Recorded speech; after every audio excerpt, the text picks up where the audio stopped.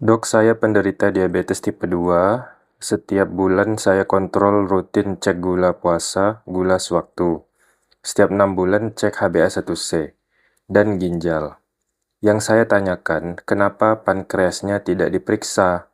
Padahal penderita DM yang rusak pankreasnya katanya. Terima kasih. Baik, terima kasih Pak. Ini adalah pertanyaan yang sangat menarik. Bahkan bisa saya katakan ini adalah pertanyaan yang sangat cerdas dan kritis. Logikanya masuk akal. Kalau sakit jantung, yang direkam jantungnya. Kalau patah tulang, yang di ronsen tulangnya. Kalau stroke, yang di CT scan kepalanya.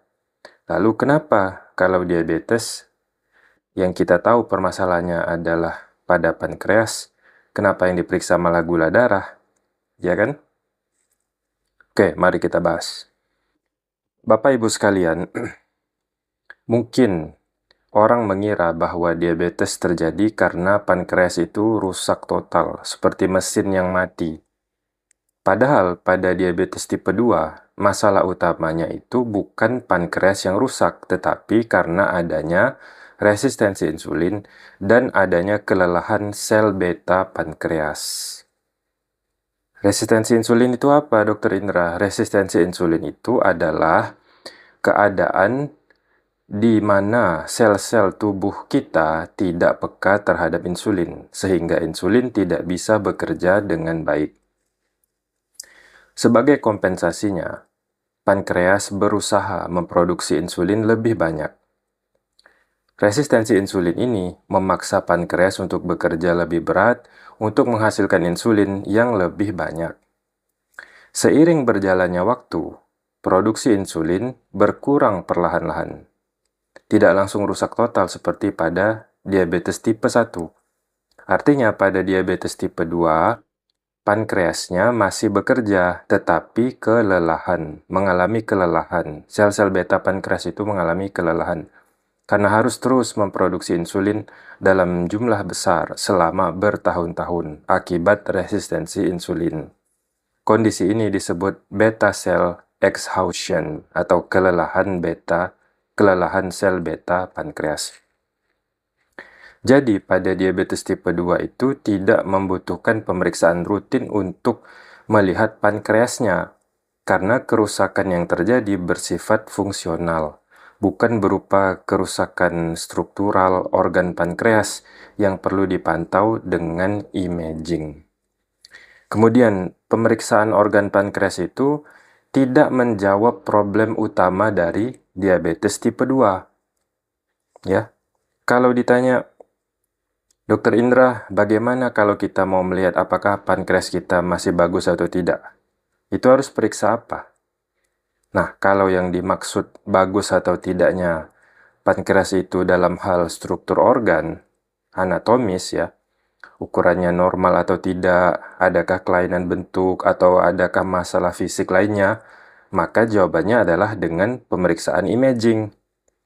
Pemeriksaan imaging itu berupa USG abdomen, CT scan abdomen, dan MRI. Nah, jadi kalau sekedar mau melihat pankreas, pemeriksaannya ya adalah salah satu dari 3 ini. Dalam praktik klinis sehari-hari, pemeriksaan-pemeriksaan ini digunakan untuk mendeteksi misalnya adanya tumor. Kalau dokter curiga ada tumor di pankreas misalkan, ada kista, ada radang akut atau pankreatitis ya, atau adanya batu pada saluran pankreas. Nah, itu barulah dilakukan pemeriksaan tadi, entah USG abdomen, entah CT scan atau MRI.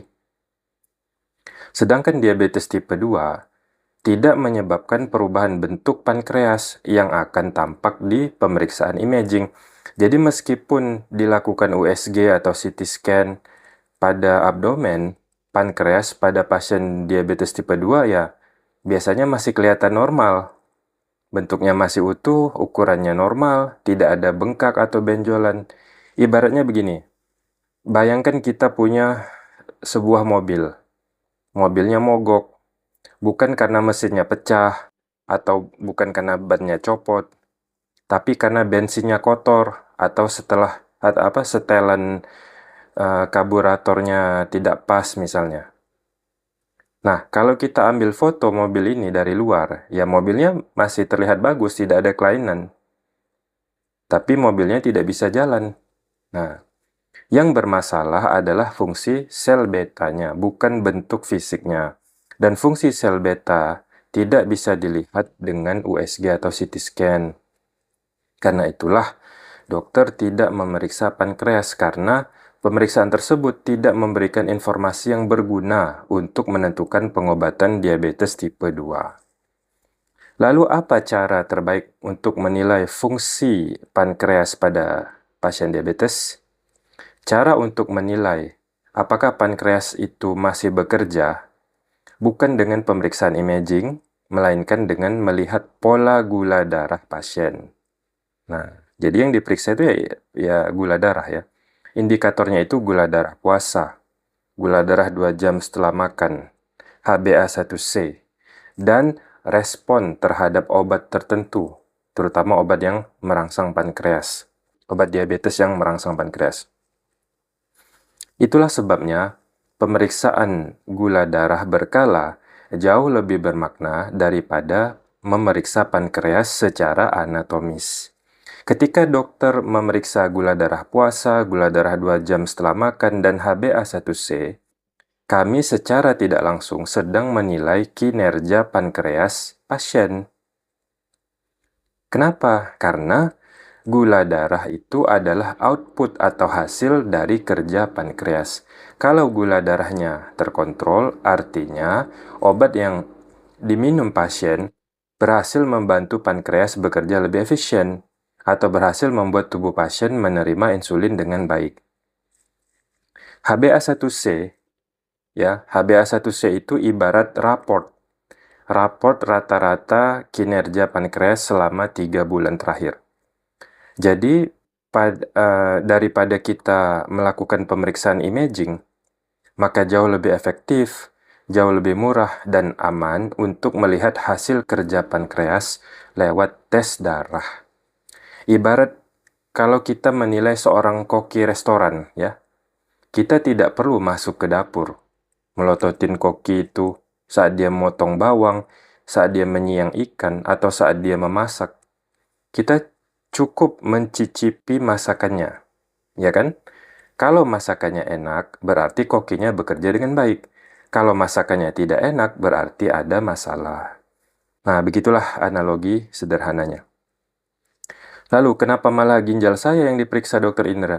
Nah, jawabannya adalah untuk memastikan bagus atau tidaknya fungsi ginjal Bapak.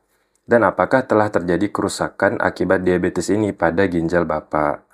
Kita memeriksa fungsi ginjal ya, ureum kreatinin, IFGR itu secara rutin bukan untuk melihat penyebab diabetesnya, tetapi untuk memantau dampaknya. Kita ingin mencegah komplikasi ya. Jangan sampai kita sibuk menurunkan gula, tapi kita kecolongan, ginjalnya sudah mulai bocor atau rusak. Mendeteksi penurunan fungsi ginjal sejak dini, saat masih ringan ya, kalau ada ya, itu jauh lebih mudah diobati daripada jika sudah jatuh ke kondisi gagal ginjal yang membutuhkan cuci darah. Maka ginjal Bapak diperiksa. Jadi kesimpulannya, dokter tidak memeriksa fisik pankreas secara rutin karena pada diabetes tipe 2, kerusakannya itu ada di level seluler atau fungsi, bukan anatomi kasar. Pemeriksaan gula darah dan HbA1c adalah cara terbaik, teraman, dan paling akurat untuk menilai fungsi pankreas saat ini. Dan pemeriksaan ginjal dilakukan untuk melindungi tubuh pasien ya dari komplikasi diabetes jangka panjang. Jadi bukan karena dokternya salah atau tidak tahu, tapi memang pemeriksaan pankreas bukan bagian dari pemantauan rutin diabetes tipe 2. Yang penting adalah memantau gula darah, ginjal, kolesterol, mata, dan saraf, karena komplikasi diabetes terjadi di sana. Sekarang saya ingin tahu, bila Anda punya pengalaman serupa dengan Bapak ini, atau masih bingung tentang pemeriksaan yang wajib untuk penderita diabetes, silakan tinggalkan pertanyaan di kolom komentar. Demikian, wallahu a'lam bishawab.